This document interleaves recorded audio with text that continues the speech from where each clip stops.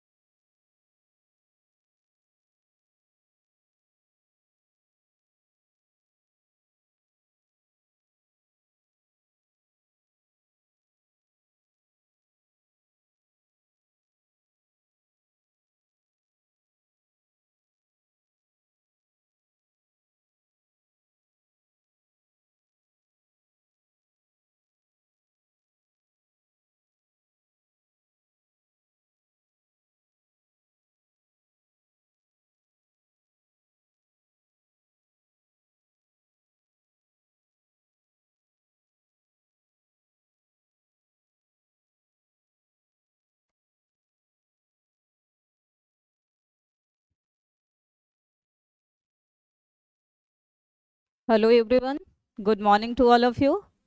Ma'am इधर बचपन का दिन याद आ रहा है आज के दिन जब स्कूल जाते थे हम लोग।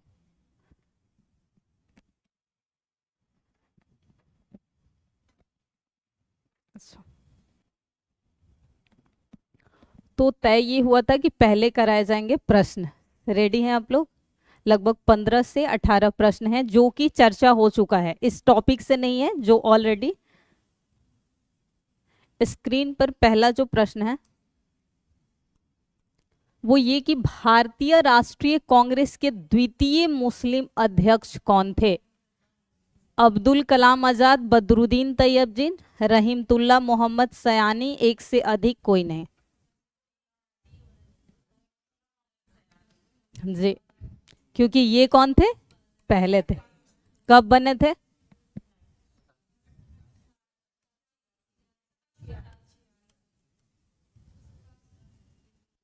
पत्थर दूसरे में तो नौरोजी साहब बने, दादा भाई नौरोजी। सही। थी कहां पर अध्यक्षता हुई? अध्यक्षता हुई कहां थे? ऐसे प्रश्नों में सबसे पहले इलिमिनेशन में डी हटा दीजिएगा, क्योंकि अध्यक्षता हमेशा एक व्यक्ति कर सकता है, मेंबर अधिक हो सकते हैं। निम्नलिखित में से कौन एक भारतीय राष्ट्रीय कांग्रेस से संबद्ध नहीं रहे? सर सैयद अहमद, हकीम अजमल खां।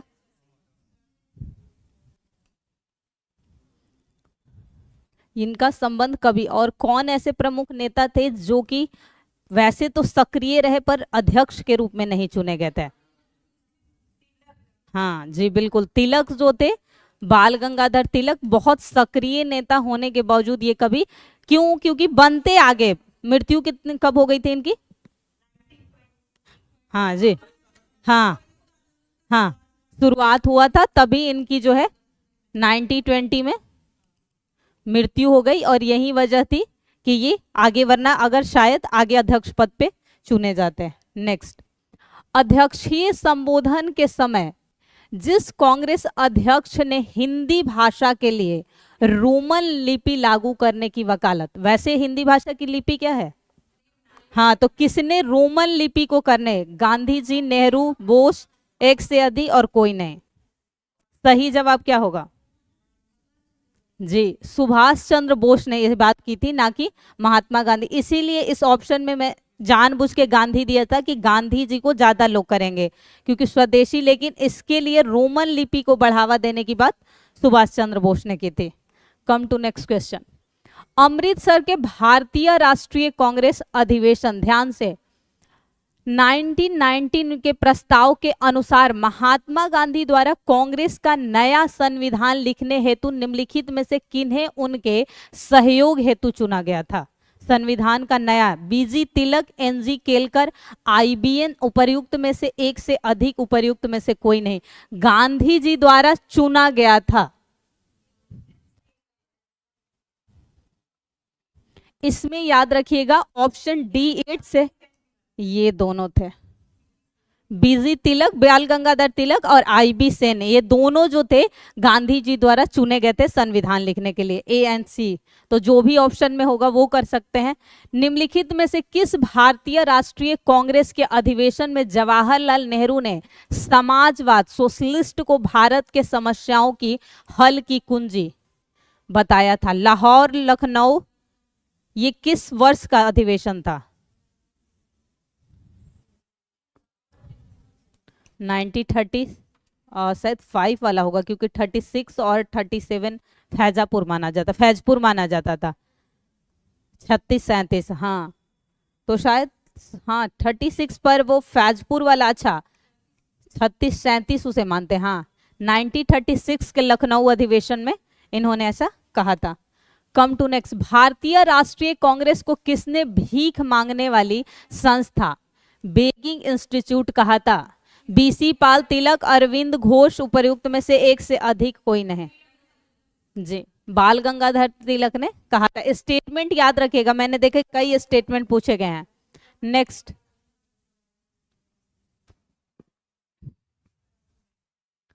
बाल गंगाधर तिलक को लोकमान्य तिलक के नाम से जाने जाना लगा कब?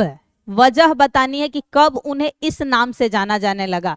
उन्होंने शिवाजी और गणपति उत्सव मनाया, इसलिए उन्होंने लोकप्रिय अखबार, कौन से 2 अखबार निकाले थे?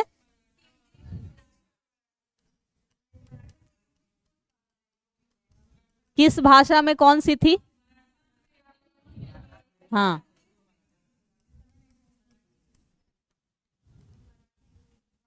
सरकार ने उन्हें रैंड मर्डर्स केस में अभियुक्त बनाया था, एक से अधिक कोई नहीं। किस लिए उन्हें इस नाम से पॉपुलर हो गए थे बाल गंगाधर तिलक? बी, शिवाजी महोत्सव कब मनाया था उन्होंने? पहले भगवान जी की पूजा करेंगे। रैंड मर्डर्स केस दिल्ली से संबंधित है। ये तीनों की वजह थी, तो ऑप्शन डी उपर्युक्त में सही। वैसे भी अगर लोकप्रियता क्यों मिलती है, कुछ ऐसे प्रमुख कार्य किए जाएंगे जिसके आधार पर किसी व्यक्ति को लोकप्रियता, तो ऐसे में एक से अधिक के साथ जाना इसलिए उपर्युक्त है क्योंकि कम से कम रैंड मर्डर केस नहीं हर जगह वर्णन है, पर ये तो वजह पता है।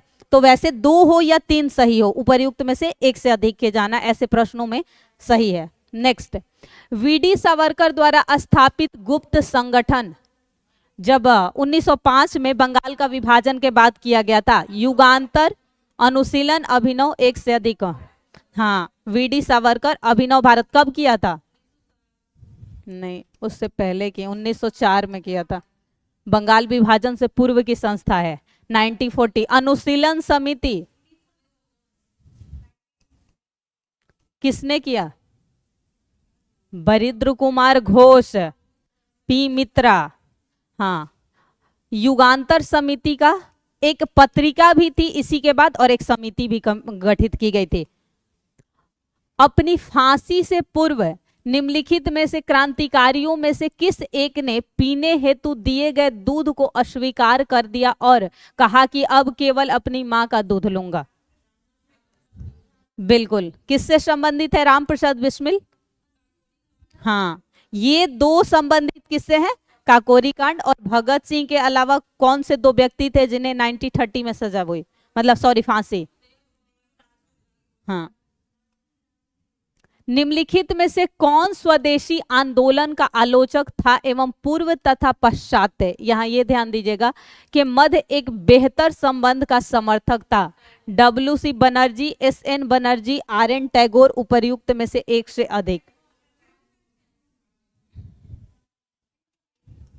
है तो RN टैगोर। नेक्स्ट, बंगाल के विभाजन के समय बंगाल का लेफ्टिनेंट कौन था? सर एड्यू फ्रेजर, SS रिजले, ब्रोडिक, उपर्युक्त में से एक से अधिक कोई नहीं? सर एंड्रूज फ्रेजर था, क्योंकि वायसराय के बारे में सबको पता है, लेफ्टिनेंट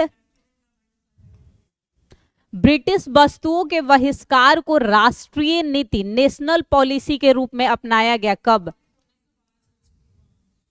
एक से अधिक और अच्छा हाँ नेक्स्ट, बंगाल विभाजन के विरुद्ध राष्ट्रवादियों ने निम्नलिखित कार्यक्रम शुरू किया, बाइकॉट यानी बहिष्कार आंदोलन, और सहयोग, स्वदेशी और राष्ट्रीय शिक्षा। कौन सा जो है शुरू किया था?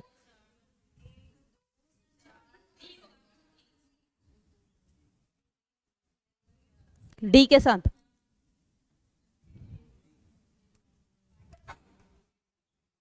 बिल्कुल सही। नेक्स्ट, निम्नलिखित वर्गों में से 1905 के स्वदेशी आंदोलन में अप्रभावित यानी सक्रिय भूमिका नहीं रहे थे? महिलाएं, मुसलमान, कृषक, बुद्धिजीवी। कूट है, एक जवाब नहीं देना है, कूट के आधार पर जवाब देना। 1 2 1 2 3 1 2 वो सॉरी एक से अधिक। हाँ जी बिल्कुल, क्योंकि जो हाँ इंटेलेक्चुअल वर्ग था उन्होंने नहीं दिया था। शांत।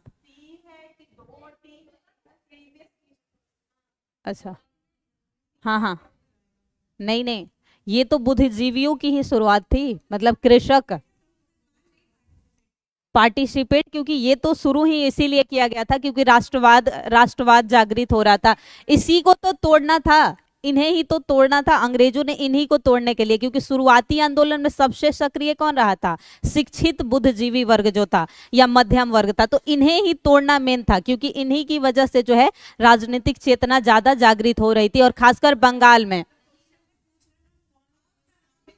हाँ तो दूसरा कृषक और मुसलमान। हाँ हाँ हाँ नहीं शामिल रहे थे, कृषक नहीं, कहा कृषक भाग थोड़ी लिए थे, कृषक जाके सक्रिय हुए थे 1942 में जब क्विट इंडिया मूवमेंट आता है। उससे पहले क्योंकि ये गांव तक पहुंचा ही नहीं था, अभी का आंदोलन गांव तक पहुंचा ही नहीं था, अभी जो था मध्य वर्ग तक था, मिडिल क्लास तक, और शिक्षित जो बुद्धिजीवी वर्ग, और खासकर बंगाल से ये शुरू हुआ था। नेक्स्ट, निम्नलिखित में से किस आंदोलन के दौरान वंदे मातरम भारतीय राष्ट्रीय आंदोलन का शीर्षक गीत बना? स्वदेशी, असहयोग, रॉलेट एक्ट।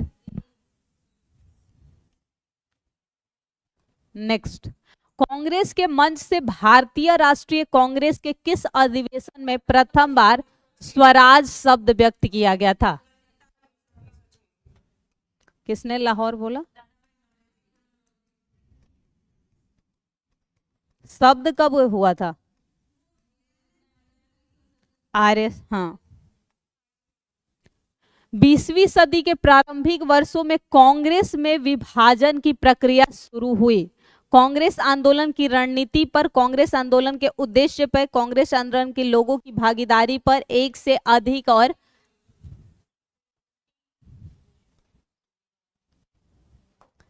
ये होता है स्मार्ट तरीका। अब आप लोग स्मार्ट बन चुके हैं प्रश्नों में। ऑल इंडिया मुस्लिम लीग की स्थापना की थी?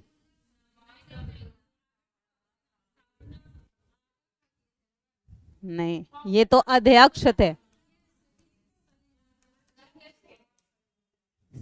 जो पहली बार मीटिंग हुई थी शिमला में, तो अध्यक्षता तब भी आगा खान ने की थी, और जब ऑल इंडिया मुस्लिम लीग का गठन हुआ तो भी अध्यक्षता आगा खान ने की थी। ये तीनों शामिल थे। अगर ये पूछ लिया जाए सिंपल कि ऑल इंडिया मुस्लिम लीग से संबंधित है, तो ये तीनों करना, क्योंकि मोहसिन उल मुल्क भी बंगाल के नवाब ये था, ये शासक था वहां का, और ये आगा खां। तीन अगर संबंधित पूछे तो तीनों, अध्यक्ष पूछे तो आगा खां और नवाब सलीमुल्लाह। अब एक बार जो हो चुकी है चर्चा, कांग्रेस की स्थापना 1885, अनुशीलन समिति मार्च 1902, ये बंगाल विभाजन 1905, युगांतर पत्रिका अप्रैल 1906, उसी समय एक समिति भी गठित गई थी।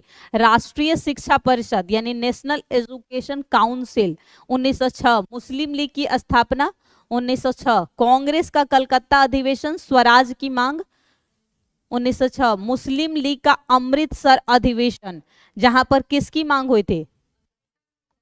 पृथक, हाँ निर्वाचन की। मार्ले मिंटो सुधार, सूरत विभाजन, क्या कारण था? 3-4 पॉइंट। हाँ इसके अलावा एक पॉइंट ये तो हुआ, दोनों अध्यक्ष पद के लिए। हाँ हाँ हाँ, ये हाँ हाँ, ये नहीं, हाँ ये इसके अलावा अध्यक्ष पद के लिए हुआ था। ये पूरे भारत में चाहते थे बंगाल विभाजन प्रभावी हो, और जबकि जो लिबरल थे क्या सिर्फ बंगाल तक चाहते थे। दिल्ली दरबार प्रथम किसके समय? लिटन, वो आई हुई थी विक्टोरिया सम्राज्ञी तृतीय, ये इसके समय 1905। वायसराय जी, हाँ क्योंकि 1905 तक वही था। 1911 दिल्ली षड्यंत्र केस किसके नेतृत्व में हुआ था? दो व्यक्ति, हाँ फेंका गया था नेतृत्वकर्ता जिसने करवाया था।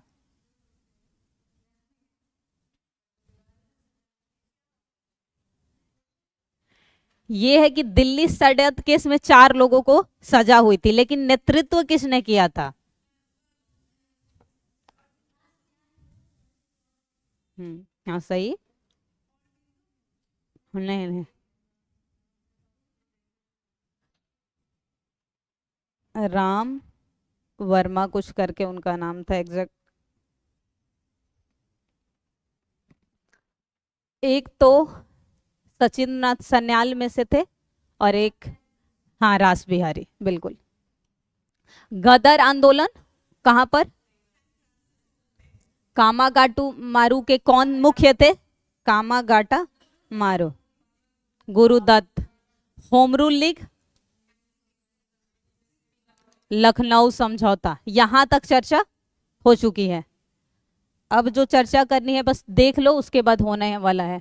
राष्ट्रीय आंदोलन का अंतिम चरण यानी last phase of national movement, पहला गांधी जी का अफ्रीका दौरा चर्चा करने वाले हैं, जिसमें नटाल इंडियन कांग्रेस की स्थापना हुई, उसके बाद इंडियन ओपिनियन अखबार, उसके बाद फिनिक्स आश्रम का गठन किया, हिंद स्वराज पुस्तक और ट्वेल्स्टाय फार्म, इतने काम किए थे। अब इस पर हम पहले चर्चा करते हैं।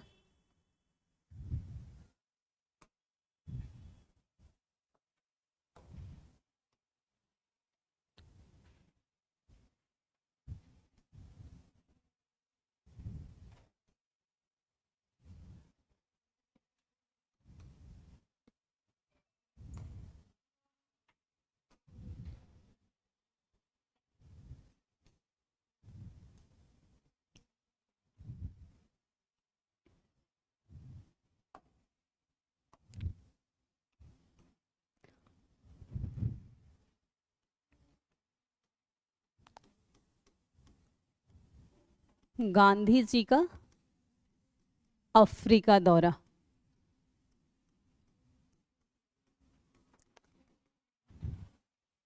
गांधी जी जब इंग्लैंड से, क्योंकि वो वकालत पढ़ने कहाँ गए थे? इंग्लैंड। स्टोरी है, सुनिए, पॉइंट नोट करवाऊंगी।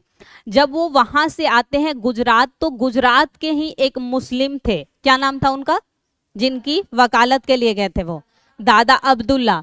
तो जब दादा अब्दुल्ला का केस लड़ने ये दक्षिण अफ्रीका जाते हैं, तो दक्षिण अफ्रीका में उस समय मूल रूप से 3 तरह के भारतीय निवास करते थे, या मतलब भारत से गए हुए 3 तरह के लोग वहां पर निवास करते थे। एक गए थे दक्षिण भारत से, जो कृषि के आधार पर गए थे, वो मुख्यतः तमिल लोग थे। दूसरे जो गए हुए थे, यहाँ पर एक वर्ग होता है मुसलमानों में, मैमन सुना होगा आप लोगों ने, जो मूल रूप से बुनकर होते हैं, बुनकर यानी बुनाई वगैरह का, जैसे रुई धुनाई का जो काम करते हैं। दूसरा समूह वो था। तीसरा समूह वो था जो अनुबंध यानी कॉन्ट्रैक्ट पे ले गए थे, यानी कि ब्रिटिशों ने उन्हें कॉन्ट्रैक्ट करके ले गए थे कि आप कृषि के लिए ले जा रहे हैं, लेकिन जब उनका कॉन्ट्रैक्ट वहां खत्म हो गया तो वो वहीं पर बस गए थे। लेकिन जो ब्रिटिश थे उन पर क्या किया, एक टैक्स लगा दिया। जब उनका कॉन्ट्रैक्ट खत्म हो गया तो उन पर एक टैक्स आरोपित कर दिया गया, वो टैक्स कहलाता था पोल टैक्स, और उसके बदले सोचिए उन्हें हर साल 3 पाउंड देना पड़ता था सिर्फ रहने के लिए। दूसरा वहां पर क्या होता था भारतीयों के साथ, 3 भारतीयों का समूह आपने समझ लिया अफ्रीका में निवास कर रहे थे, तो इन पर एक लगता था एशियाटिक रजिस्ट्रेशन एक्ट के तहत कि हर किसी को अपने अंगूठा, क्योंकि शिक्षित वर्ग तो गए नहीं थे, जो शिक्षित होगा वो कॉन्ट्रैक्ट पे नहीं जाएगा, कृषि के लिए नहीं जाएगा, और मुसलमान वर्ग शुरू में बिल्कुल ही शिक्षा में नहीं थे, अब तो बहुत पढ़ रहे हैं, तो वो वर्ग गए थे, वो लोग भी किस लिए गए थे, लेबर क्लास गए थे। तो इन तीनों को अंगूठा लगा हुआ रजिस्ट्रेशन कार्ड हमेशा रखना होता था। तो जब महात्मा गांधी गए तो महात्मा गांधी से तो सबसे पहले 1893 में जब वो गए थे, तभी जब वो जा रहे थे कहाँ पर उन्हें जो है ट्रेन से धक्का फर्स्ट क्लास के उससे हटा दिया गया था। हाँ पीटर, हाँ क्या, हाँ वहां पर गए थे तुतार। तो उन्होंने एक तो पहली घटना उनके साथ वो हुई, उसके बाद वो जा कहाँ रहे थे जब ये घटना हुई थी, वो डरबन से प्रिटोरिया जा रहे थे, उस बीच ये घटना उनके साथ घटित हुई। तो उन्होंने जब ये सब देखा कि यहाँ भारतीयों के साथ इतना अभद्र व्यवहार किया जा रहा है, तो उसी के आधार पर इन्होंने ये जितने मैंने पॉइंट्स बताए थे कि शुरुआत की, तो किस लिए किया, उसमें से पहले तो पॉइंट में लिख लीजिए क्या क्या जो है, रेड ही है, ब्लैक। आग गए कब थे ये, हाँ क्या नाम था उनका जिनका मुकदमा केस लड़ने गए थे, गुजरात के व्यापारी थे, मुसलमान व्यापारी थे जिनके लिए ये गए थे। तो जब यहाँ पहले ये कहाँ जाते हैं गांधी दौरा में, डरबन से प्रिटोरिया, ये प्रिटोरिया जाते हैं तो इन्हें रेल से जो धक्का दिया जाता है उसका नाम है पीटर, नहीं वो पीटर्सबर्ग अलग है, और पीटर्सबर्ग अलग जगह होता है, जहां उतारा गया है वो अलग जगह है, दोनों में अंतर है।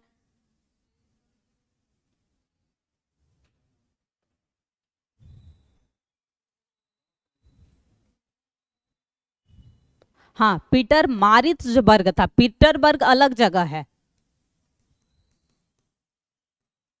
ये जगह था, ये याद रखिएगा, दोनों में अंतर है, पीटर मारिट्जबर्ग था। यहाँ इन्हें रेल से, ये कहानी को समझने के लिए, तो ये देखते हैं कि यहाँ पर भारतीयों के साथ जो है अभद्रता है। वो तीन समूह कौन थे भारतीयों का, वो भी नोट कर लीजिएगा, भारतीयों का समूह जो रहता था उसमें से एक कौन थे, मेमन मुसलमान, दूसरे थे तमिल कृषक दक्षिण भारत से मूल रूप से, और एक अनुबंध यानी मजदूर, कॉन्ट्रैक्ट लेबर, ये तीन वर्ग थे। तो इन तीनों वर्ग में से जिसपे अनुबंध था सिर्फ पोल टैक्स उन्हें देना होता था, तो ये इन लोगों पे क्या लगाया था, पोल टैक्स लगा था। और पोल टैक्स सिंपल पूछा जाए तो याद रखिएगा कि जो कॉन्ट्रैक्ट खत्म हो गया था उसके बदले व्यक्ति को 3 पाउंड सालाना देना पड़ता था, हाँ रहने के लिए आपको, अगर क्योंकि आप कॉन्ट्रैक्ट में नौकरी में क्या होता है कि 1 साल 6 महीने की जॉब पे जाते हैं, लेकिन जैसे कॉन्ट्रैक्ट खत्म होगा या तो बढ़ाया जाएगा या हटा दिया जाएगा। तो जब यहाँ कॉन्ट्रैक्ट खत्म होता है, तो जब ये यहीं, अब मान लो कि कोई व्यक्ति कुछ टाइम तक वहां रहेगा तो वो नहीं लौटना चाहता, क्योंकि उसके बच्चे वहीं रहने लगते हैं, उसी इन्वायरमेंट में पल बढ़ जाते हैं, तो वो वापस, और इंडिया में भी तो स्थिति इतनी अच्छी थी नहीं, यहाँ पर भी उपनिवेश ही था ब्रिटिश का, तो कोई ज्यादा अंतर उन्हें पड़ने वाला नहीं था। तो ये पोल टैक्स क्या था, अनुबंध खत समाप्त होने के पश्चात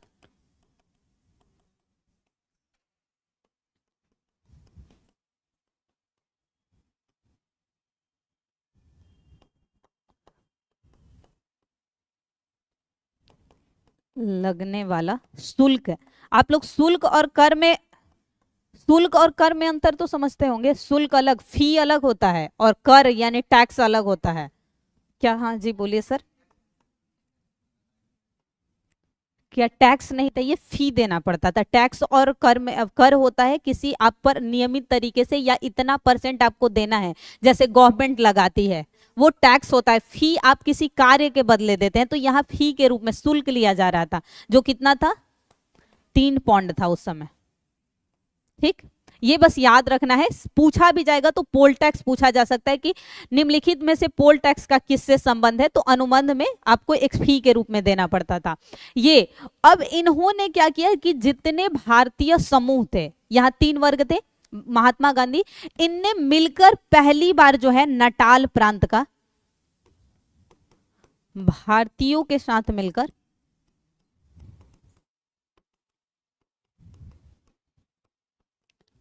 नटाल इंडिया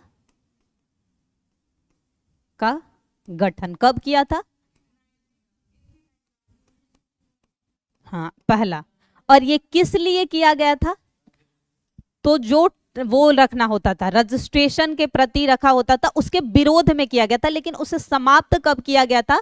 ये एक तरह से, हाँ बिल्कुल सिंपल भाषा में कहना हो तो उनके साथ जो भेदभाव की नीति थी, रंग भेद, क्योंकि वहां वैसे भी अफ्रीका के जो मूल निवासी हैं कैसे हैं? हाँ काले वाले, तो रंग भेद, और अब ब्रिटिश क्या होते हैं? गोरे होते हैं। तो ये जो रंग भेद नीति थी इनकी, नीति के को समाप्त करने के लिए ये एक बात आप याद रखिएगा। पहला जो उन्होंने संगठन 93 में जाने के बाद पहला जो कार्य उनके द्वारा किया गया था ये। इसके अतिरिक्त जो एशियाटिक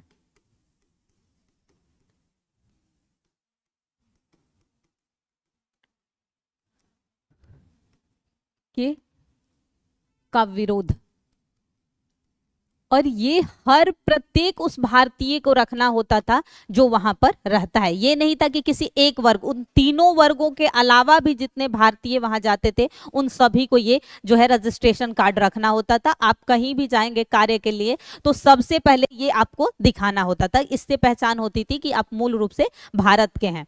तो ये इसके विरोध में जो विरोध किया गया था वो किया गया था 1906 में किया गया था। महात्मा गांधी जो है पूरे भारतीयों को मिला के 1906 में इसके प्रति विरोध किए थे और इसे समाप्त भी किया गया है।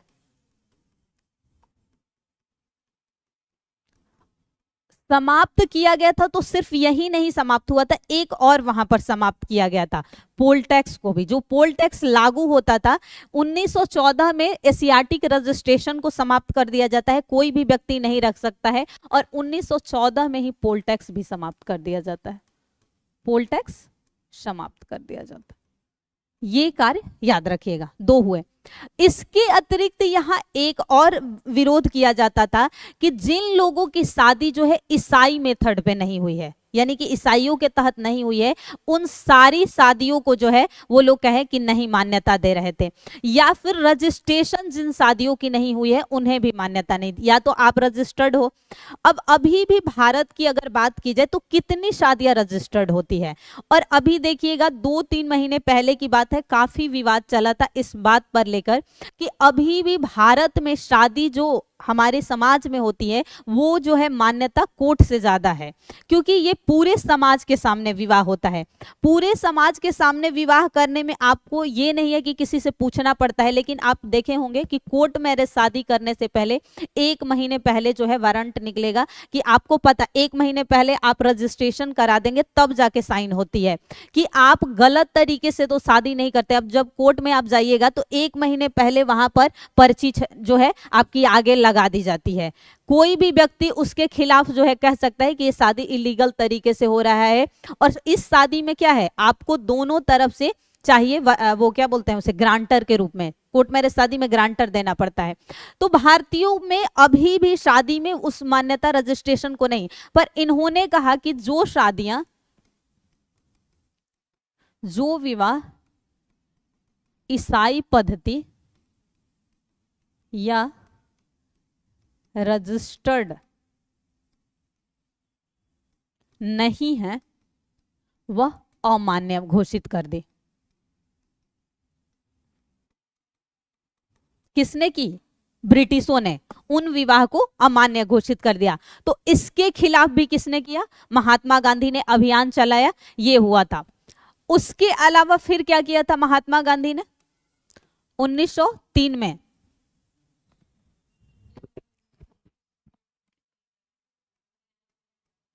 इंडियन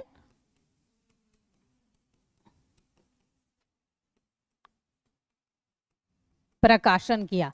इसमें क्या थे, ये सभी वो मुद्दे थे जो कि वहां पर भारतीयों को भेदभाव से झेलना पड़ रहा था, जैसे कि पोल टैक्स, जैसे कि एशियाटिक रजिस्ट्रेशन, और जो विवाह के वहां पर अमान्य कर दिए गए थे, वो सभी बातें इसमें प्रकाशित थी। और याद रखिएगा सबसे जरूरी बात कि ये 4 भाषाओं में प्रकाशित होती थी, एक इंग्लिश, दूसरी गुजराती, तीसरी हिंदी और चौथी तमिल में।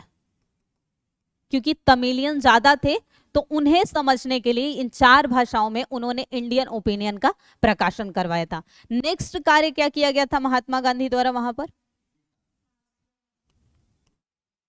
फिनिक्स आश्रम, वो तो 1910 में हुआ है।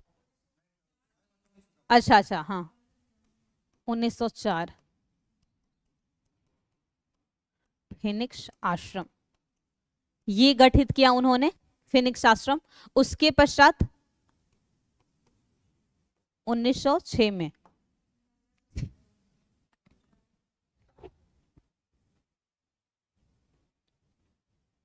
फिनिक्स आश्रम से पहले एक, हाँ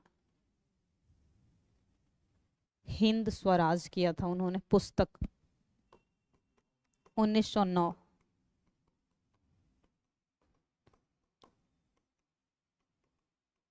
पुस्तक प्रकाशित। इन सभी पुस्तकों में अफ्रीका की जो भी समस्याएं थी, इसलिए जब वो भारत आए थे, याद रखिएगा मध्य वर्ग के अतिरिक्त जो साधारण वर्ग था वो महात्मा गांधी के कार्यों से परिचित हो चुका था, क्योंकि उन्होंने हिंदी, इंग्लिश और तमिल भाषाओं में जो इंडियन ओपिनियन का प्रकाशन किया था वो मतलब जो ग्रामीण परिवेश है वहां तक पहुंचा था। दक्षिण भारत में तमिल को मिला था और इंग्लिश जो मेन महाराष्ट्र का क्षेत्र ये सब ही हुआ, और फिर गुजरात। इसके अलावा उन्होंने एक और वहां किया 1910 में,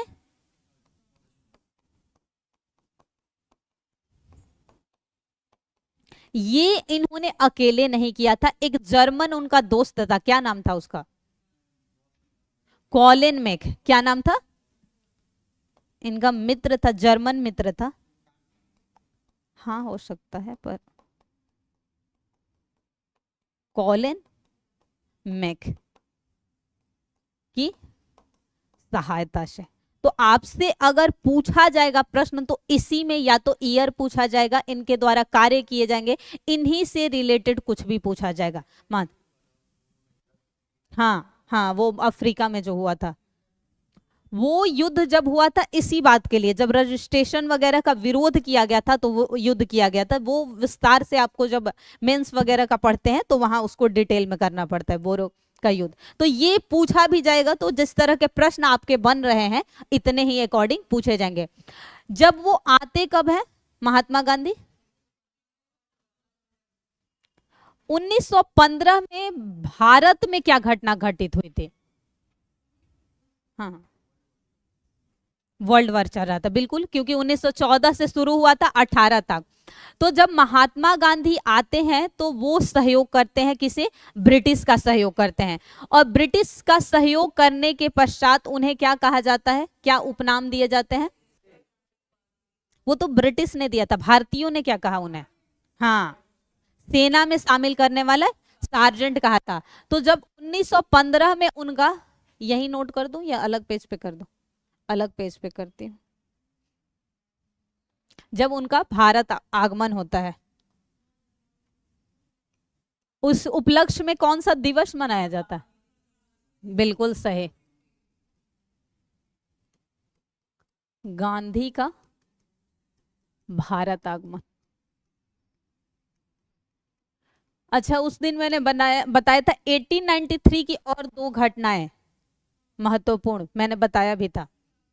हाँ हाँ जी बिल्कुल सही, हाँ विश्व हिंदू सम्मेलन, हाँ बिल्कुल। और एक और घटना एनी बेसेंट जो आई थी भारत, ये पूछा हुआ प्रश्न है 1983 का। देखिए एक आप लोगों के टीचर में तो नहीं पूछा गया, हाँ हाँ हाँ 93 एनी बेसेंट का भारत आगमन और शिकागो में हुआ था विश्व सम्मेलन, हिंदू सम्मेलन। तो इन्होंने सब कब आए थे? जैन, हाँ 9 जनवरी 1915 को आए थे। तो जैन जब 1915 में ये आते हैं तो इन्होंने सबसे पहले भारत में कौन सा कार्य किया था? वो तो 1917 में हुआ था। क्या किया था? पर मैं कुछ स्थापना की बात कर रही हूं, जब इन्होंने आए थे। हाँ बिल्कुल सही। यही होता है कि जब तक आप घटनाओं को लाइन से नहीं याद रखिएगा, देखिए इतने फैक्ट्स हैं, किसी को देखो फैक्ट्स में किसी को कोई कुछ कह दे, पर फैक्ट्स याद रखना आसान बात नहीं है। आप लोगों को भी आप गलत बताती हैं, फैक्ट्स तो मुझे दिक्कत नहीं होता, क्योंकि फैक्ट्स हम गूगल तो है नहीं कि हमारे अंदर जो भी, लेकिन फैक्ट्स को रिलेट करना आपको सीखना पड़ेगा, तब कम से कम आप ऑप्शन को इलिमिनेट कर पाएंगे अगर रिलेट करना सीखेंगे। तो जब ये आते हैं तो पहला कार्य तो इन्होंने क्या किया था? भारतीयों को सेना में शामिल होने के लिए कहा था। भारतीयों को प्रथम विश्व युद्ध के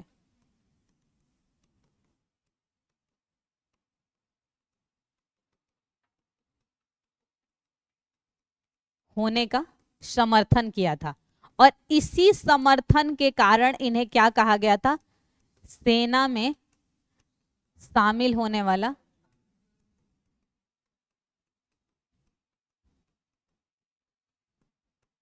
अब ये सही है ना? आप लोगों का रिकॉर्ड वो भी हो जाएगा, कल मैं इसका नोट्स भी दे दूंगी आप लोगों को, ठीक है?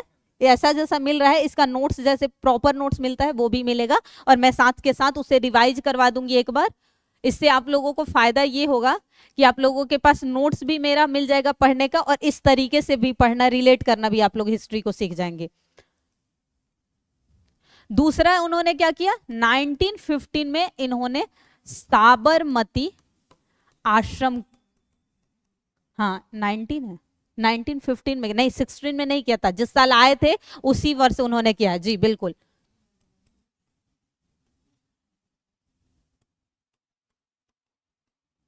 यहां से उन्होंने कौन सा आंदोलन शुरू किया था? साबरमती आश्रम से। जी हाँ, 1930 में दांडी जो यात्रा शुरू किया गया था वो साबरमती आश्रम से था। अब उसके बाद पहला कार्य जो सबसे प्रमुख हुआ था 1917 का। अब से जो हुआ, 3 घटनाएं याद रखनी है, एक एक को मैं विस्तार से बता दे रही हूं। 1918 में 2 घटनाएं, 17 में चंपारण सत्याग्रह, खेड़ा, और तो पहले अहमदाबाद है।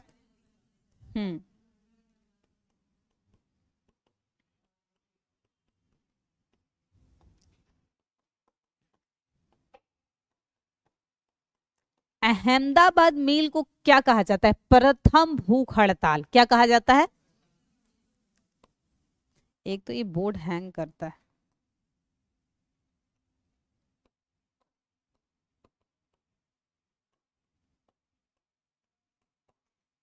इसे क्या कहते हैं? खेड़ा आंदोलन को क्या प्रथम कहा जाता है?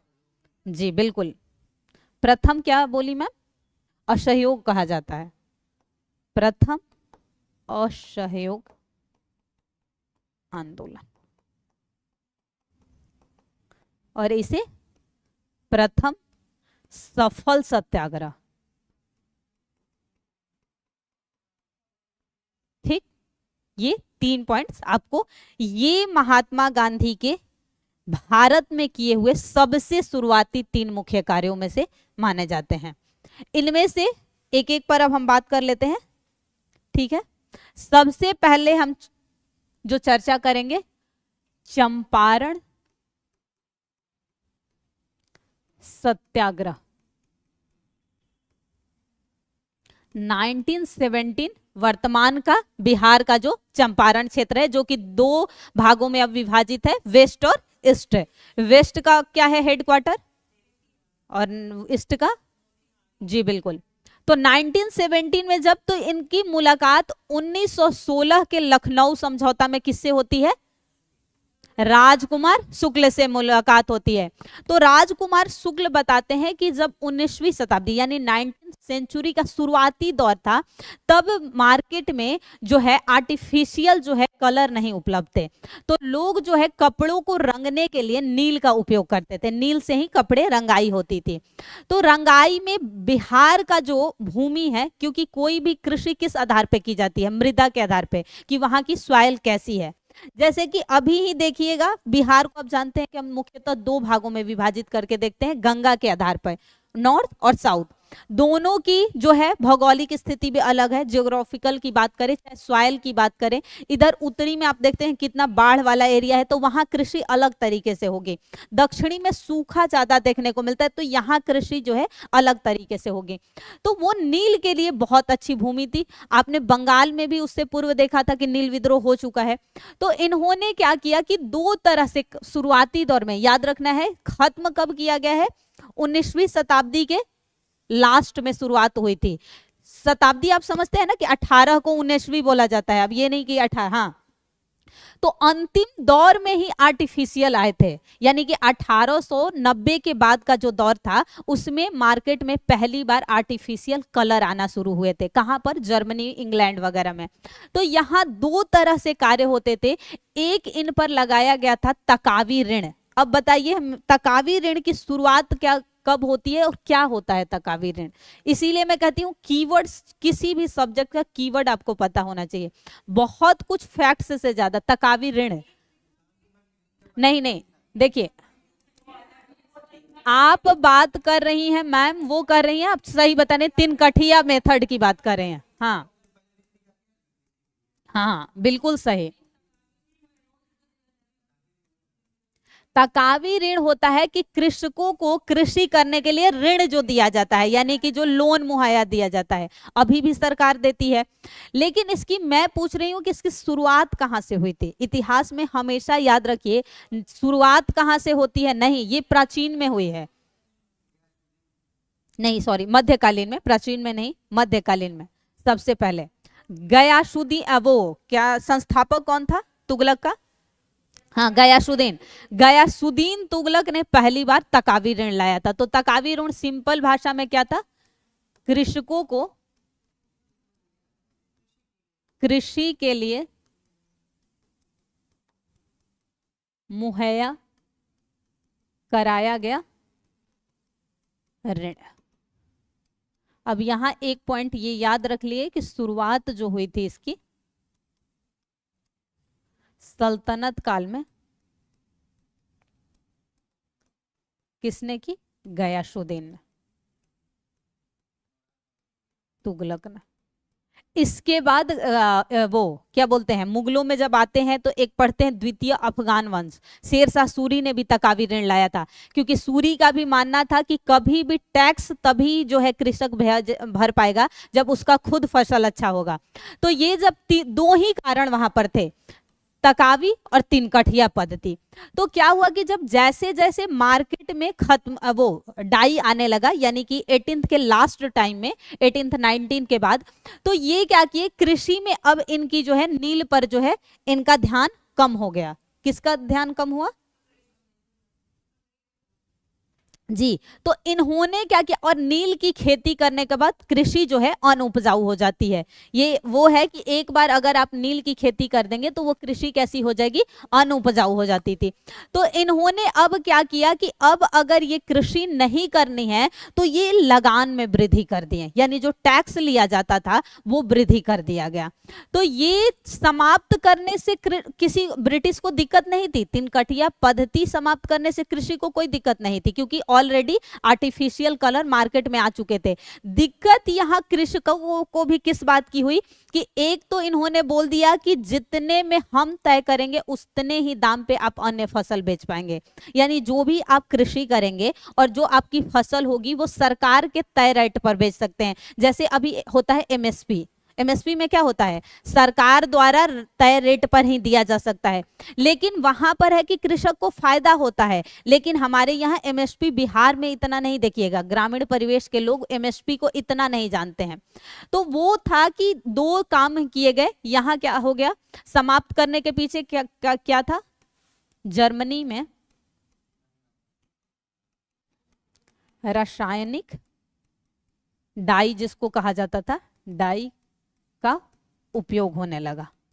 तो अब इन्हें ये दो कारण, जिसके कारण अगर पूछा जाए तो क्या था, तो एक तो ब्रिटिश द्वारा तय रेट पर, तय दर पर फसल को बेचना, यानी कि ये कॉन्ट्रैक्ट करा लेते थे, कॉन्ट्रैक्ट होता था कि आप इसी पर, और दूसरा कारण था इसका टैक्स में वृद्धि। तो जब महात्मा गांधी को बताते हैं राजकुमार शुक्ल की ऐसी घटनाएं हैं, तो महात्मा गांधी वहां जाते हैं। लेकिन याद रखिएगा, शुरुआत में महात्मा गांधी को जाने नहीं दिया जाता है, क्योंकि महात्मा गांधी अफ्रीका के कार्यों से भारत में बहुत अधिक चर्चित थे। तो उन्हें पता था कि ये कोई ना कोई रास्ता निकाल के ये व्यक्ति जो है इसे समाप्त कर देगा। लेकिन जब महात्मा गांधी की एक आदत थी, वो अड़ जाते थे। अगर कार्य नहीं किया तो दो ही रास्ता था, वो अड़ जाते थे, वो या फिर वो सीधे भूख हड़ताल कर देते थे। तो यहां आपसे जो प्रश्न पूछा जाएगा वो ये पॉइंट पूछा जा सकता है कि इनके सहयोग में कौन कौन से गए थे। अब नाम बताइए आप लोग। सहयोग कौन?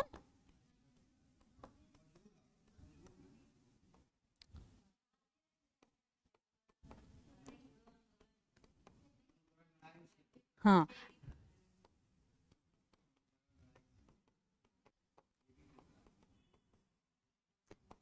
ये प्रश्न बिहार से पूछा जाता है कि बिहार के कौन ऐसे व्यक्ति, तो अनुग्रह नारायण, राजेंद्र प्रसाद, ये सब मूल रूप से बिहार के ही थे। नरहरि पारिक,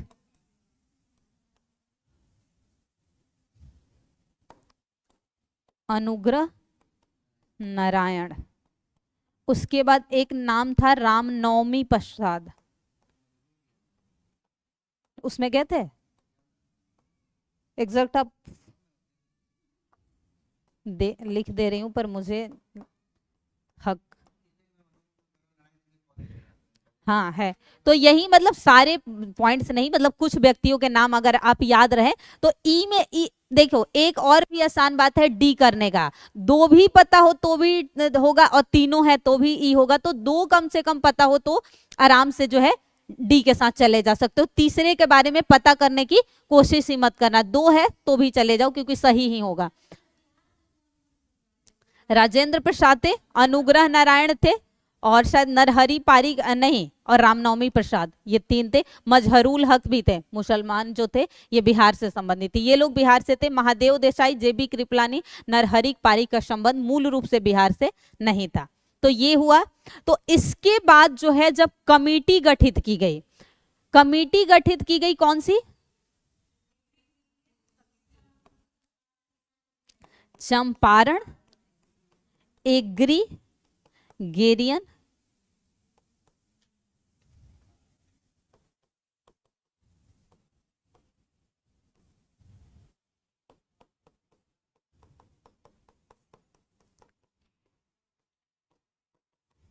इसने एक तो किसानों के हक में दिया, यानी कि किसानों की जीत हुई। लेकिन कितना % लगान उन्होंने वापस करने की बात की, ये याद रखना है कि जब जीत हो गई किसानों की, तो जो एक्स्ट्रा लिए थे ना, ये लोग इसी आधार पे लड़ाई हुई थी, क्योंकि ये एक्स्ट्रा लेते तो कितना % ब्रिटिशों ने वापस कर दिया था?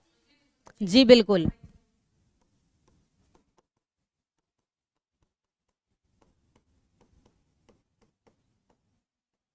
ये वापस किया। और इसीलिए ये कहा जाता है कि उनकी पहला सत्याग्रह था जिसमें उन्हें सफलता हासिल हो गई, क्योंकि पहली बार ही ये बिहार में कुछ ऐसा किए और उन्हें सफलता भी। क्योंकि जीत अंततः किसकी हुई? महात्मा गांधी, सहयोगकर्ता और कृषकों। और कृषकों की जीत मतलब महात्मा गांधी की जीत थी। तो पहला ये हुआ। इतना समझ में आ गया? नेक्स्ट पे जाए। नेक्स्ट क्या हुआ था? अहमदाबाद मिल हड़ताल। अहमदाबाद मिल हड़ताल में क्या था, किस वजह से हुआ था? जब प्रथम विश्व युद्ध यानी 1918 में प्रथम विश्व युद्ध समाप्त हुआ, तो युद्ध के समाप्त होने के पश्चात भारत की आर्थिक स्थिति बहुत खराब हो गई थी और यहाँ महंगाई बहुत बढ़ गई थी। दो ही कारण था, यहाँ पर गरीबी आ गई थी, गरीबी की वजह से, जब भी याद रखिएगा गरीबी बढ़ती है भूखमरी होगी, तो यहाँ पर लोगों को इतना सक्षम नहीं थे कि अगर उनके पास पैसा हो तो खा ले। और इसमें इसने क्या किया, अहमदाबाद का जो मालिक था यानी मिल मालिक था, इसने बोनस कम कर दिया। ये कितना बोला था देने को, 20%, लेकिन किस वो मजदूरों की मांग कितना थी, मजदूरों की मांग जो थी 50% थी। हाँ, ये 50% पे, क्योंकि इन्होंने बोला कि अगर हमें बोनस नहीं मिलेगा तो हमारा परिवार नहीं चल सकता, क्योंकि आर्थिक वैसे ही भारत आर्थिक रूप से कमजोर हुआ है, क्योंकि सारा धन, हाँ हाँ, और ये बोनस भी इसलिए नहीं, बोनस क्यों नहीं देना चाह रहा था, क्योंकि उस समय अहमदाबाद पुणे वगैरह के एरिया में क्या हुआ था, प्लेग। प्लेग क्या होती है, तो बीमारी ही होती है, किसका, हाँ, चूहों से होने वाली एक, मतलब कह सकते हैं कि जूनोटिक डिजीज है। जूनोटिक डिजीज ऐसी बीमारी को कहते हैं जो जानवरों से मनुष्य में फैलता है, तो वो जूनोटिक डिजीज कहलाता है। तो प्लेग जो है फैला था, तो ये कह रहा था कि हम नहीं दे पाएंगे 50%। जब महात्मा गांधी वहां पहुंचते हैं तो महात्मा गांधी कितने पे लाते हैं, हाँ ये हुआ। तो जब ये तब भी मालिक नहीं मान रहा था, तो इसने क्या कर दिया, गांधी जी के सहयोग से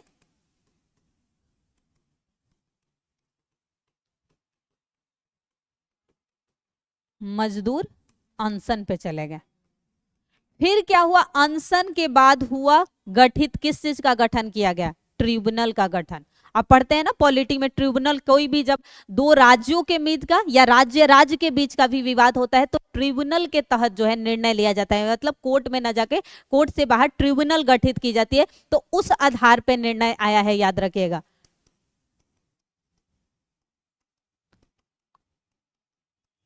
और गठन के बाद क्या हुआ, ट्रिब्यूनल, देखिए जब घटना होती है उसी टाइम गठित की जाएगी, घटना मतलब जो विवाद होगा, विवाद के समाप्त होते ही उस ट्रिब्यूनल को समाप्त कर दिया जाता है। जो भी कमेटी मेंबर होंगे बस उसी जो है घटना के लिए या उस के लिए गठित ही होता है।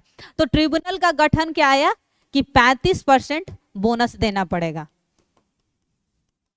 अनिवार्य कर दिया।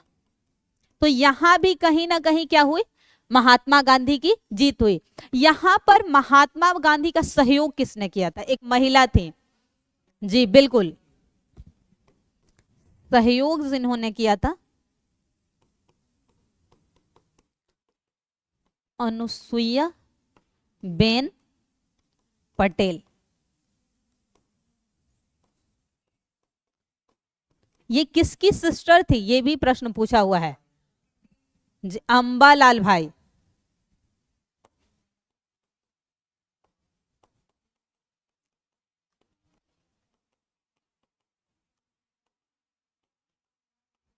ये जो थी उन्हीं की सिस्टर ने, तो इसमें अगर सहयोगकर्ता में एक ही का नाम आता है, अनुसुईया बेन, अंबालाल भाई उनका नाम मतलब पूरा बोला जाता था, गुजरात से ही थे, तो और उन्हीं की सिस्टर थी, उन्होंने साथ दिया था।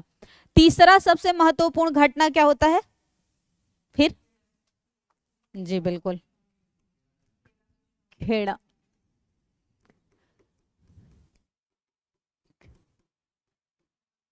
ये किस लिए हुआ था,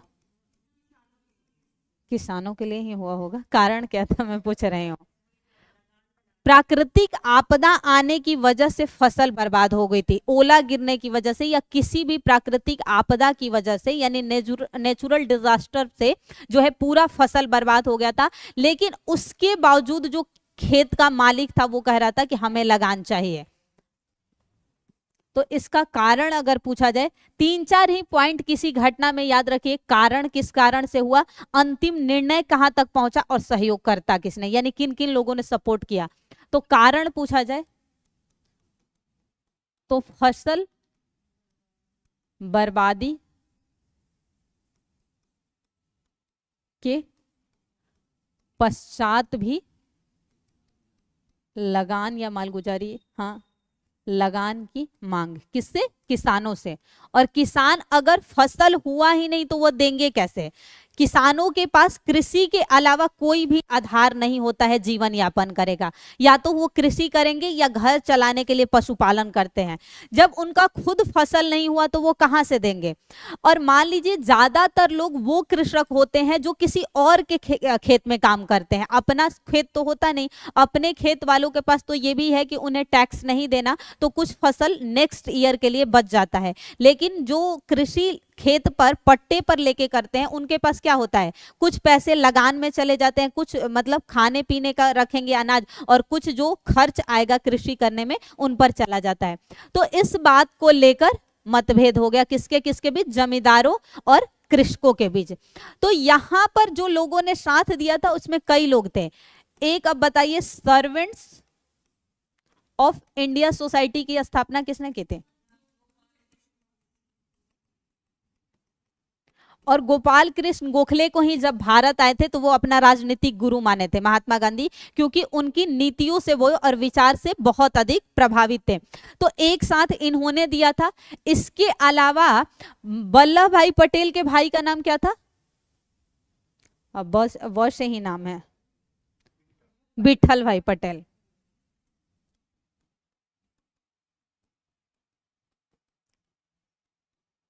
इसमें वल्लभ भाई भी थे।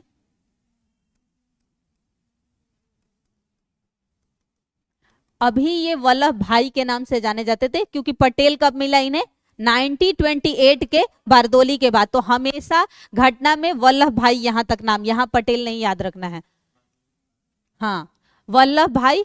उसके अलावा गांधी तो थे ही, और एक और बहुत प्रमुख नेता में से थे इंदुलाल याग्निक। इंदुलाल याग्निक। इन सभी ने जो है किसका साथ दिया था? कृषकों का साथ दिया था। इन सभी लोगों ने, याद रखिएगा, कृषकों का साथ दिया था।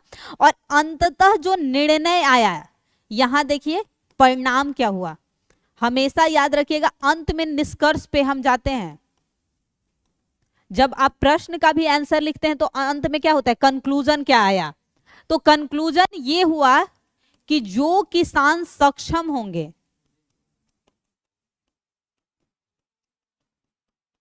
वह लगान अदा करेंगे,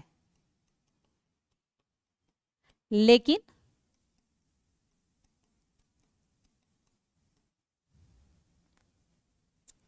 वैसे कृषक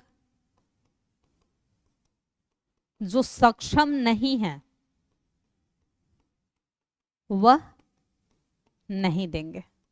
यानी कि ना तो एकदम कह सकते हैं कृषकों के हित में आया, और ना ही जमींदारों का पूरी तरह नुकसान किया गया। यानी जो सक्षम होंगे कि दे सकते हैं, मान लो उनकी खुद का खेत हो, उनका फसल कुछ बचा हो तो वो देंगे, लेकिन सारे नहीं है कि जितने भी कृषक होंगे। तो अंतिम निर्णय यहां तक आया था। तो मान लीजिए पूछ लिया जाए कि खेड़ा किसान आंदोलन में किस एक संगठन ने साथ दिया था, तो किसने? Servants of India society.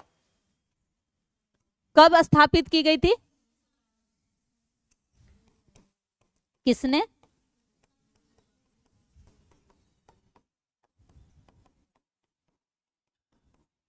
ठीक, यहां तक की कहानी हो गई। सही है। नेक्स्ट, अब इसके बाद की कौन सी घटना थी? बिल्कुल सही।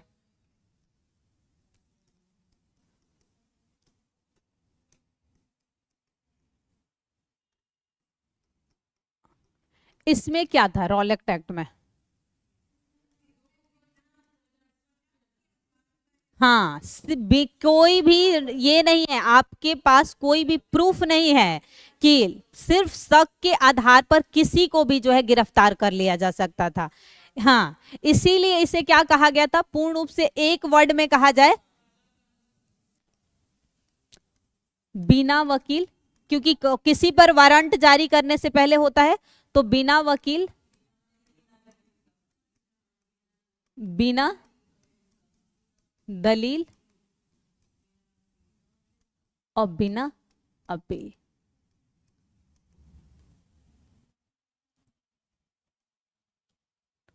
यानी कि विदाउट लॉयर, विदाउट आर्गुमेंट और विदाउट अपील के आधार पे किसी को भी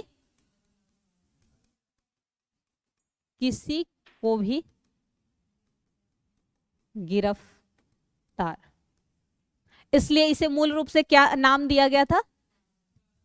अच्छा, श्वेत कमीशन किसे कहा गया था? हाँ,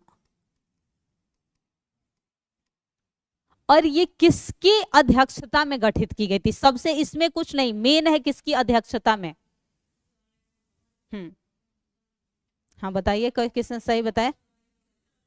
सर सिड ने गठन जो किया गया था, सर सिडनी रॉलेट की अध्यक्षता में, इसीलिए इसका नाम जो है रॉलेट एक्ट रखा गया था।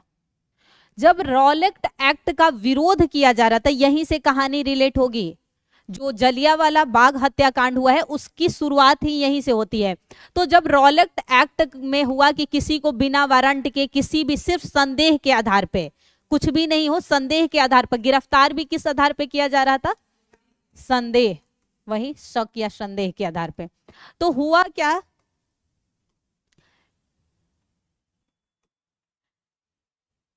कि इसका विरोध प्रदर्शन हुआ। कहानी को समझते जाइएगा, कब की बात है? 6 अप्रैल 1919 का इसको विरोध प्रदर्शन किया गया। विरोध प्रदर्शन में सबसे पहले गिरफ्तार किसे कर लिया गया? गांधी जी को। जी बोलिए मैम। पर गिरफ्तार में बोली सबसे पहले महात्मा गांधी, आ रहे हैं, खिचलू भी गिरफ्तार हो जाएंगे। गांधी जी को गिरफ्तार कर लिया जाता है। ये घटना 6 अप्रैल 1919 की, कहीं कहीं ये 7 भी लिखा होता है।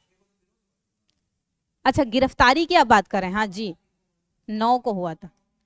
किस कहीं कहीं लिखा हुआ है 8 भी और 9 भी, पर ज्यादा स्रोतों में जो है 9 अप्रैल को वो गिरफ्तार किया गया।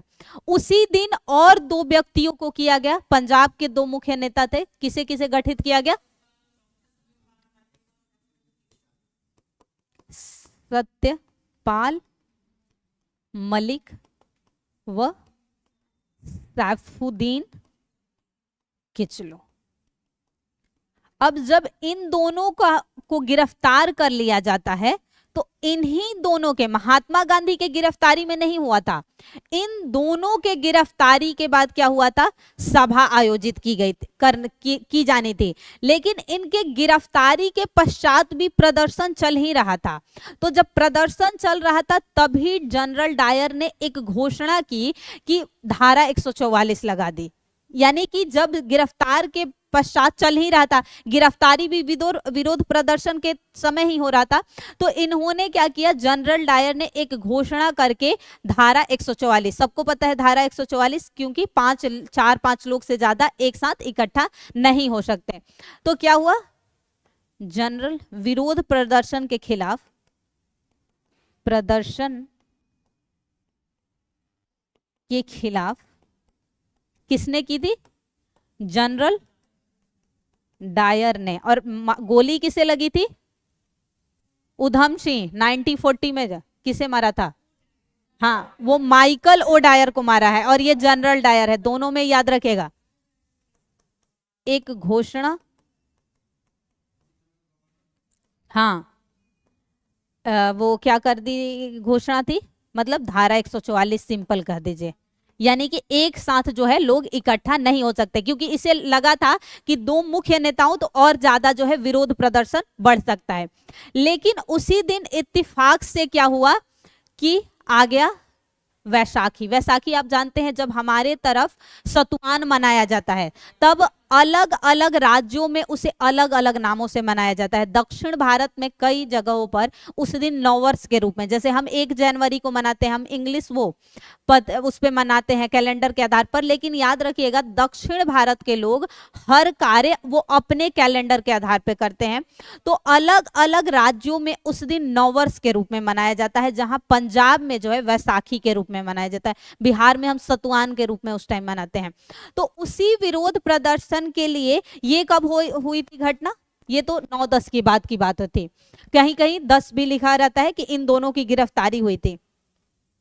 अब फिर कहानी ये होती है, कब की घटना, 13 अप्रैल 1919, वैशाखी का दिन।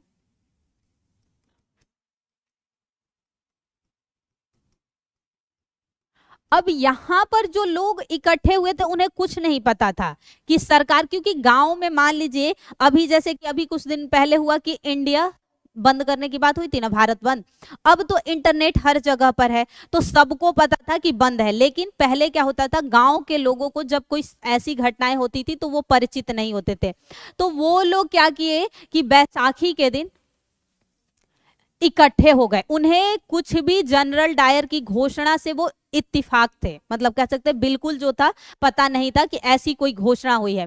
लेकिन इन नेताओं ने सोचा कि क्यों ना, जब बहुत बड़ी भीड़ है उनके सामने अगर हम इस बात को रखेंगे तो ये लोग भी राजनीतिक रूप से जागृत होंगे और इन्हें भी आजादी की जो है बारे में कुछ पता चलेगा। तो इन्होंने गलती क्या की कि कुछ नेताओं ने वहीं पर जाकर विरोध प्रदर्शन के लिए नारे लगाने शुरू कर दिए। तो वैसाखी में जो लोग इकट्ठा हुए थे, याद रखिएगा उनकी कोई गलती नहीं थी, उन्हें बिल्कुल भी इस बात की भनक तक नहीं थी कि इस तरह की कोई घोषणा हुई है, यानी कि इसीलिए कहा जाता है कि वो पूरी तरह निर्दोष व्यक्ति थे। तो जैसे ही वैशाखी के दिन, तो यहां पर कुछ स्थानीय नेताओं द्वारा, स्थानीय नेता वो होते हैं जो लोकल एरिया में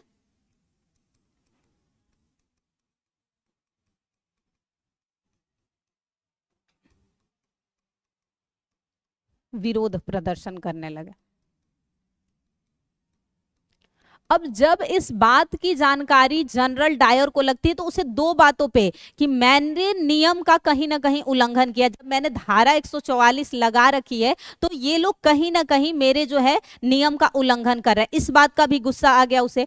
तो इस पर उसने बिना कहे क्या की, लोगों पर गोलियां चलवा दी। और वो क्या था, एक बगीचा था, तो क्या हुआ कि लोग निकल नहीं पाए, क्योंकि पहले थोड़ी सी भी पहले अगर वो घोषणा ये करवा देता कि आप में से जो लोग चाहते हैं अपने जान बचाना तो भाग सकते हैं, लेकिन उसने कुछ नहीं किया और वहां से जो है लोग, और इसमें जो है बहुत सारे, एग्जैक्ट देखिए कितने लोगों की मृत्यु हुई, हम सिंपल में कह सकते हैं, हाँ लिखा हुआ है, बहुत सारे निर्दोष की हत्या हो गई। और किसकी वजह से हुई, जनरल डायर के कारण।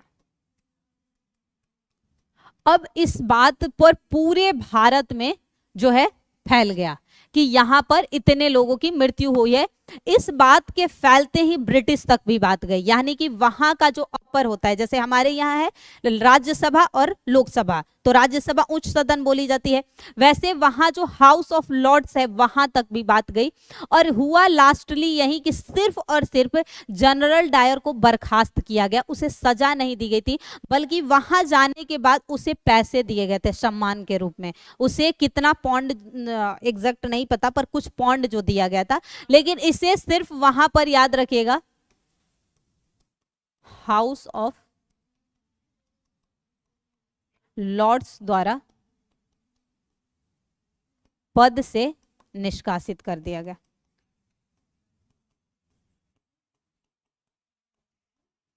सिर्फ मतलब सोचिए, इतनी बड़ी गलती की सजा और उसे प्लस सम्मानित भी किया गया।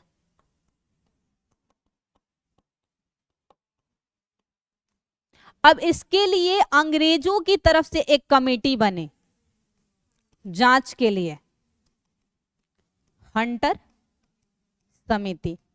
इसमें याद रखिएगा कि तीन भारतीय सदस्य थे। क्यों? क्योंकि अब कार्यकारिणी परिषद में 1909 में क्या घोषणा की गई थी कि हाँ अब भारतीय भी शामिल होंगे, और 1919 में उनकी सदस्य संख्या बढ़ाई गई थी। तो ये भारतीय थे, और भारतीयों की तरफ से जो समिति बने थे, एक तो ये ब्रिटिश की तरफ से हंटर आयोग का गठन किया गया था, मदन मोहन मालवीय की अध्यक्षता में, ट्रिपल एम की अध्यक्षता में एक भारतीय समिति का गठन।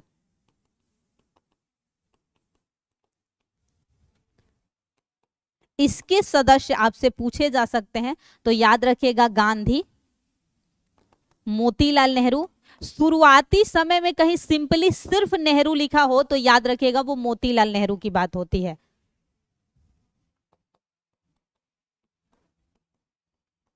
तैयब जी, ये सभी सदस्य थे। एक वो जयकर कौन से थे, ये लोग जो थे सदस्य के रूप में, वीजी जयकर या क्या नाम था उनका पूरा, तो ये, हाँ एस जयकर, तो ये सभी लोग शामिल थे। अब इस घटना के बाद क्या हुआ था, कई लोगों ने पद से इस्तीफा दे दिया या फिर उन्हें जो उपाधियां मिली थी उससे इस्तीफा दिया। तो कौन कौन लोग थे, देखिए महात्मा गांधी को लेकर दो बातें हैं। कई स्थानों पे लिखा है कि वो असहयोग आंदोलन के पश्चात कैसरे हिंद की उपाधि वापस किए थे, लेकिन ऐसा माना जाता है शायद इसी घटना के पश्चात उन्होंने कैसरे हिंद की उपाधि वापस कर दी थी। मिला कब था उन्हें, हाँ हाँ, अच्छा नाम आया था, अच्छा मैं लिख दे रही हूँ देखकर, कोई शीतलवाड़ा और एक चमन लाल ये थे।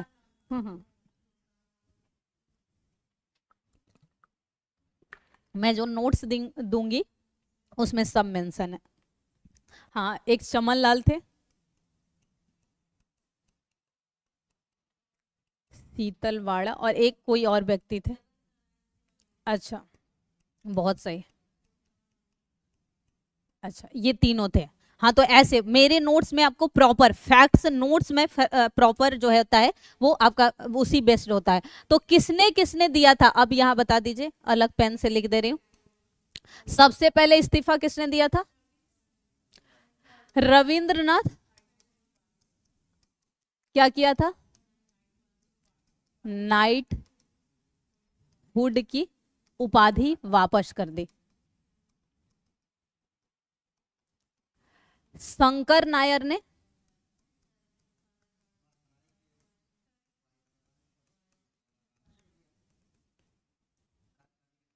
हाँ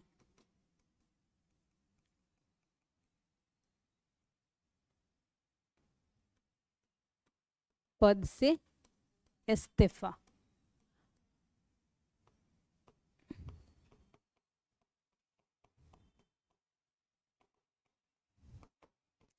कैसर ए हिंद की उपाधि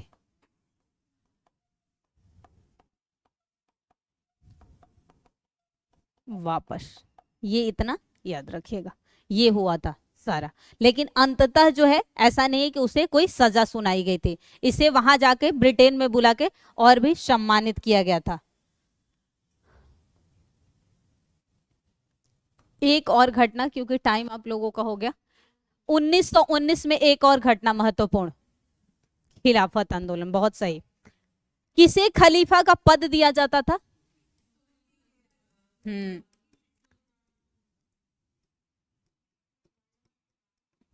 हाँ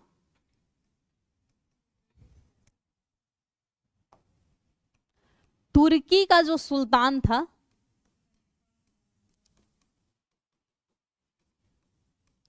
उसे इंडिया के और जितने भी इस्लामिक राष्ट्र थे यानी कंट्रीज थी वो उसे क्या मानते थे, खलीफा। और ऐसा नहीं कि ये अब से है, प्राचीन समय में भी, प्राचीन नहीं मध्यकालीन में, क्योंकि मध्यकाल किसके लिए माना जाता है, मुसलमानों का शासन, तो वहां भी हम पढ़ते हैं कि खलीफा ने वो सम्मानित किया था किसको, गुलाम वंश का जो वास्तविक संस्थापक था। क्या था गुलाम वंश का वास्तविक संस्थापक, वास्तविक था, वास्तविक, जिसने दिल्ली से शासन किया था, दिल्ली सल्तनत का, हाँ बिल्कुल, क्योंकि कुतुबुद्दीन ने लाहौर से शासन किया था और दिल्ली से शासन किया था, हाँ तो खलीफा मानते थे पूरे, कौन, जितने भी इस्लामिक कंट्री थे और भारत के। तो हुआ क्या कि इसे आप डिटेल में कब समझेंगे, जब हम बात करेंगे वर्ल्ड हिस्ट्री की। एक संधि हुई थी जिसे हम कहते हैं सेब्रे की संधि, हाँ या सेवर से, हाँ हाँ हाँ, हिंदी में उसे सेब्रे कहते हैं, सेवर्स कहते हैं इंग्लिश में, की ट्रीटी हुई। कब की बात है ये, 1918 में जो समाप्त हुआ था, तो उसी के पश्चात ये संधि की गई थी। इस संधि के तहत खलीफा का पद ही समाप्त कर दिया गया।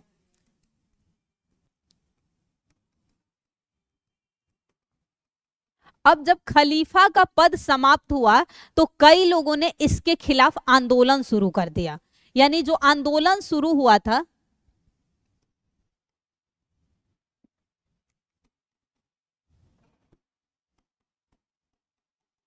उसमें अली बंधु थे।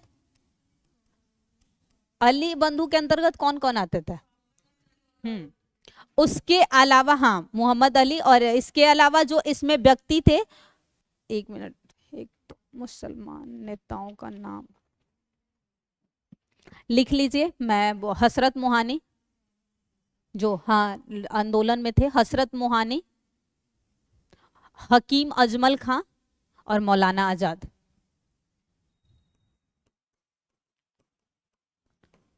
आजाद,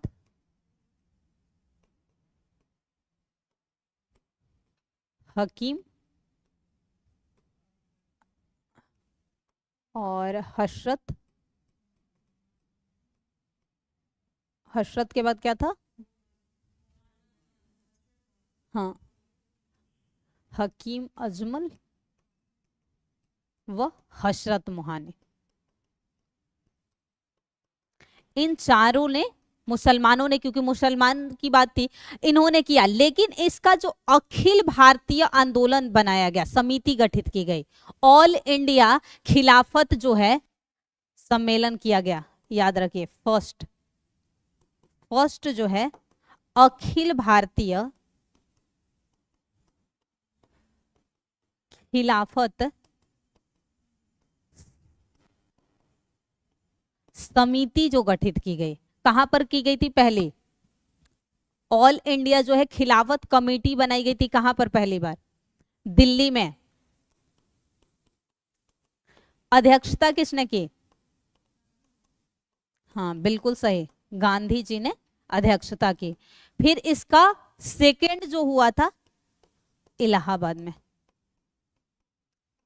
इलाहाबाद में किया गया था। उसके बाद इसे समाप्त कब किया गया? खिलाफत आंदोलन कब जाकर समाप्त कर दिया गया पूरी तरह, पूर्ण रूप से?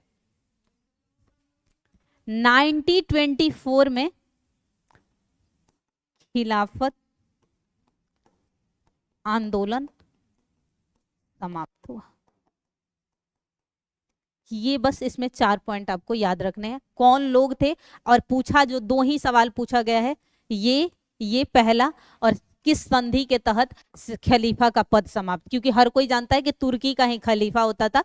तो 3 पॉइंट जो है यहाँ पर मोस्ट इंपॉर्टेंट है, स्टार बना लो, यहां से प्रश्न पूछे जाएंगे तीनों से। ये प्रश्न कई बार पूछा गया है, क्योंकि किसी को लगता है कि अखिल भारतीय खिलाफत मुसलमानों का था, पर अध्यक्षता किसने की थी? गांधी ने, और पूर्ण रूप से समाप्त कर दिया गया 1924 में, जब असहयोग आंदोलन वगैरह की घटना हो जाती है, असहयोग समाप्त कर दिया जाता है।